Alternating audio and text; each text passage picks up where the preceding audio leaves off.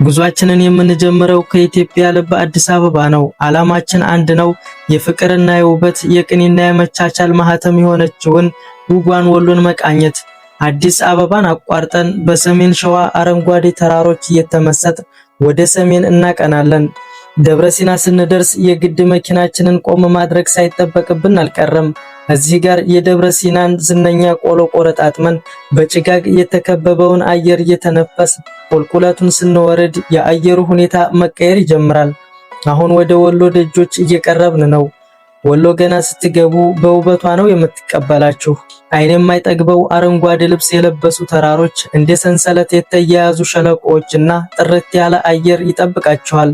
ከራያ ቆቦ ሜዳዎች እስከ ደሴ አምባዎች ድረስ ያለው መልክዓ ምድር ተፈጥሮ ወሎን ምን ያህል እንድትንከባከበቻት ያሳያል። ወሎ ምድር ሳይሆን ስዕል ናት። ወሎዬን ደግ የሚያደርገው ካለው ላይ ሰጥቶ ማደሩ አይደለም፣ የሌለውንም ቢሆን ተካፍሎ የመብላት ጥበቡ እንጂ። እዚህ ምድር ላይ እንግዳ አይጠፋም፣ እንግዳም አይራብም። ኑ ግቡ፣ የቡና ይድረሳችሁ የሚለው ጥሪ በየደጁ ይሰማል። ደግነታቸው ከልባቸው የመነጨ፣ ለሰው ልጅ ያላቸው ክብር ደግሞ ከሁሉ በላይ ነው። አሁን ወደ ዋናው ነጥብ ስንገባ የወሎን ሕዝብ ለየት የሚያደርገው የአለባበስና የመዋቢያ ስልቱ ነው። እያንዳንዱ አካባቢ የራሱ የሆነ መታወቂያ አለው። የወሎ ቀሚስ በጥልፉ የታወቀ ነው። ከታች ሰፊ ሆኖ በጥበብ የተሸለመው ቀሚስ የሴቶችን ሞገስ ይጨምራል። በተለይ ነጭ ጥጥ ላይ የሚሰሩት ቀይና አረንጓዴ ጥልፎች የወሎ መለያዎች ናቸው። ሻሽ በወሎ ባህል ውስጥ ትልቅ ቦታ አለው። በተለይ ሙስሊም ሴቶች የሚያሰሩት ጌጠኛ ሻሽ እና ጥምጣም የክብርና የጥንቃቄ ምልክት ነው። ወሎዬዎች በጌጣጌጥ ጥበብ ቀዳሚዎች ናቸው። አልቦ ለእግር፣ ድሪ ለአንገት እና ኩጥጥ ለጆሮ የወሎ ሴቶች መዋቢያዎች ናቸው። በተለይ የወሎ አልቦ በድምጹም ሆነ በውበቱ የታወቀ ነው። ተፈጥሯዊ መዋቢያዎችን መጠቀም ረገድ ወሎዬዎች የተካኑ ናቸው። ኩል ለዓይን፣ እንሶስላ ለእጅና ለእግር ጥፍሮች ተፈጥሯዊ ቀለምንና ጥንካሬን ይሰጣሉ። ወደ ታሪክ ስንገባ ደግሞ ወሎ የዓለም ድንቅ የታሪክ አሻራዎች ባለቤት ናት። ከአለት ተፈልፍለው የታነጹ የላሊበላ ገዳማት የሰው ልጅ ጥበብ ከፈጣሪ ረድኤት ጋር የተገናኘባቸው ድንቆች ናቸው። ወሎ የንግስት ዘውዲቱ የልጅ ኢያሱና የራስ ሚካኤል ምድር ናት። ወሎ በሶስቱ ንጉሶች ብቻ አይደለም የሚታወቀው። እንደውም በጣም ጀግናውና ፈረሰኛው ጦልሃ ጃዕፈር የወሎን ታሪክ በደማቁ ከጻፉ ጀግኖች ውስጥ አንዳቸው ናቸው።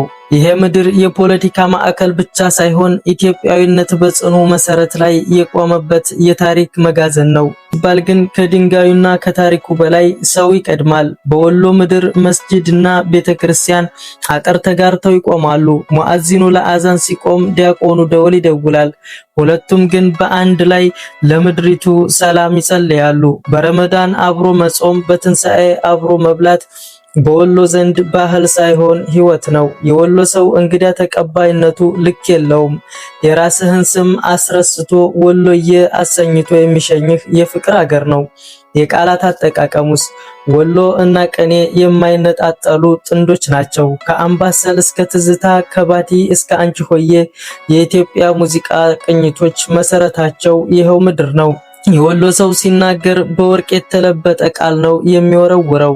የኔ ጌታ፣ እመቤቴ የሚሉት ጥዑም አጠራሮች የማንነቱ መገለጫዎች ናቸው። በወሎ ሰርግ ላይ የሚወርደው እስክታና ወረብ የነፍስን ደስታ የሚገልጡ የጥበብ ማሳያዎች ናቸው። በአጠቃላይ ወሎ ማለት የአንድ ብሔር ወይም የአንድ ሃይማኖት መጠሪያ አይደለም። ወሎ ማለት የኢትዮጵያ ትንሿ ምስል ናት። ታሪክ፣ ጥበብ፣ ፍቅር እና ጀግንነት የተሰባሰቡባት ገነት። ይህችን ምድር የረገጠ ሰው ትህትናን ተምሮ ፍቅርን ታጥቆ ናፍቆትን ተሸክሞ ይመለሳል። ወሎ የኢትዮጵያ የልብ ትርታ ነች።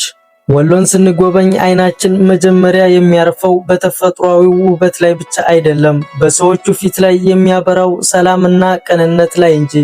የወሎ ሴቶች ተፈጥሮ የተቸረቻቸው ልዩ ውበት አላቸው። ወሎ ቆንጆዎች ናቸው የሚለው መጠሪያ ዝም ብሎ የወጣ ስም አይደለም። የፈገግታ ጥበብ ከትህትና ጋር የተዋሃደበት የወሎ ሰው ውበቱ የሚጀምረው ከልቡ ነው።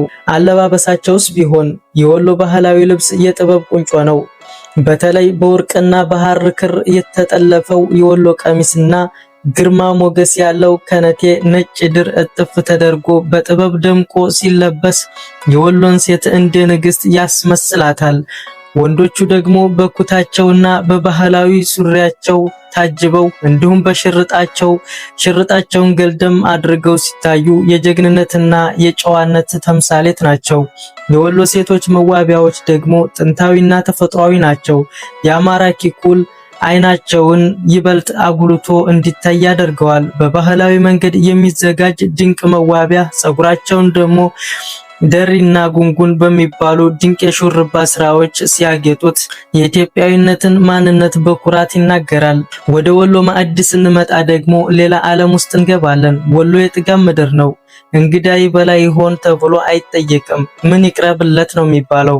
የወሎ ጥብስ በቅቤ የታጠበውና ወደ ወሎ ማዕድ ስንመጣ ደግሞ ሌላ ዓለም ውስጥ እንገባለን። ወሎ የጥጋብ ምድር ነው። እንግዳ ይበላ ይሆን ተብሎ አይጠየቅም፣ ምን ይቅረብለት ነው እንጂ የሚባለው። በቅቤ የታጠበውና በሚጣፍጥ መዓዛው አፍን የሚያስከፍት በወተትና በቅቤ ተለውሶ ጠዋት በቁርስ ሰዓት በናፍቆት የሚጠበቀው የወሎ ጨጨብሳ፣ መርቆሬና እርጎ የምድሪቱ በረከቶች ናቸው።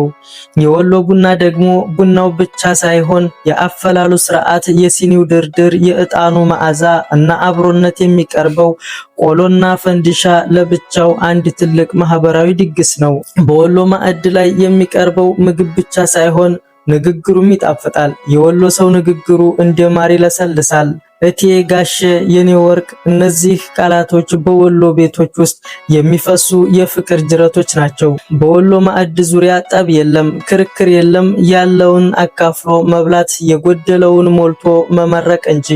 ነገር ግን የዚህ ሁሉ ውበት፣ የዚህ ሁሉ መቻቻልና የዚህ ሁሉ ደግነት ጀርባ አንድ የሚያም እውነታ አለ። ያለ ሰው ልጅ ክብር ቅድሚያ የሚሰጠው የዋሁ ወሎዬ ዛሬ በፖለቲካ ቁማርተኞች አውድማ ላይ የጦርነትና የመከራ ገፈት ቀማሽ ሆኗል።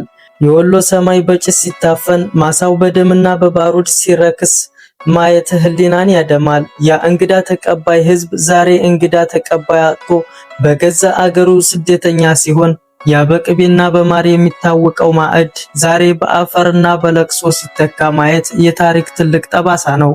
ለምን ብለን ስንጠይቅ መልሶ አንድ ነው። በፖለቲከኞች የስልጣን ጥማትና በሴረኞች መረብ ውስጥ የወሎ የዋህነት እንደ ዋስትና ተቆጥሯል። ለዘመናት ሙስሊሙና ክርስቲያኑ ተቃቅፈው በኖሩበት ምድር ዛሬ የልዩነትን መርዝ ለመርጨት የሚሞክሩ ኃይሎች ቢኖሩም ወሎ ግን ዛሬም ድረስ በመከራ ውስጥ ሆኖ ጥርሱን ነክሶ ኢትዮጵያዊነቱን ይናገራል። የወሎ እናቶች እንባ ምድርን ሲያረሳት፣ አባቶች ቀያቸውን ጥለው በየሰው በረንዳ ላይ ሲያድሩ ማየት የሰው ልጅ በሰው ልጅ ላይ የሚያደርሰው ትልቅ ግፍ ነው። ያ በቃላት ቅኔ የሚቃኘው አንደበት ዛሬ የረሃብና የዋስትና ዕጣ ፋንታውን እንዲያማርር ተፈርዶበታል። ወሎ ዛሬ የቆሰለች የኢትዮጵያ አካል ሆናለች። ቢሆንም ግን ወሎ ማለት እንደ አምባሰል ተራራ የማይናወጥ ጽናት ነው። ዛሬ በፖለቲካ ቁማር ቢጎሳቆልም ነገ ግን ያው ደግነቱ ያው ፍቅሩ እና ያመቻቻሉ ተመልሶ ለኢትዮጵያ መድኃኒት መሆኑ አይቀርም። ክብራትና ክብራን፣ ወሎን ስናስብ በመከራው ብቻ እንዳናዝን፣ ይልቁንም ያንን ውብ ባህልና ማንነት ለመታደግ ቃል እንግባ። ምክንያቱም ወሎ ከጠፋች ኢትዮጵያዊነት ትልቅ የልብ ትርታዋን ታጣለች። ወሎ ዛሬም ቢሆን በህመሟ ውስጥ ሆና እንኳን ደህና መጣችሁ ትለናለች። የቆሰለውን ልቧን ጠግነን የቀድሞ ክብሯን የምንመልስበትን ቀን ቅርብ ይሆንልን።